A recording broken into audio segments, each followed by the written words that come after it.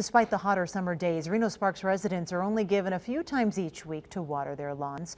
People who water too much water can receive a penalty. Ryan Candidate took a ride along with the Truckee Meadows Water Authority today, and here's what they found.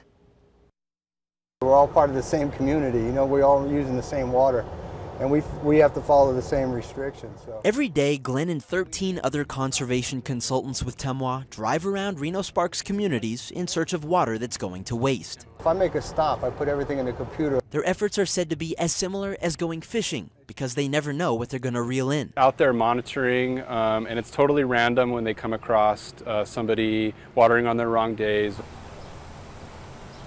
But every now and then, they catch a big one. In fact, they make 5,000 educational interactions with customers every year. So the first thing I do, get out, put my four-way flashers on. When Glenn finds a violation, he video records it for proof. He then checks to see if the customer has permission to be watering on an unassigned day.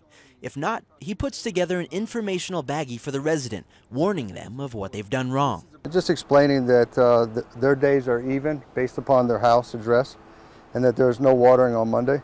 Every resident has assigned days of when they're allowed to water their lawn. However, nobody can water on Mondays because that's when TMWA is doing maintenance. So this is the day of rest, so we can replenish the systems and stuff.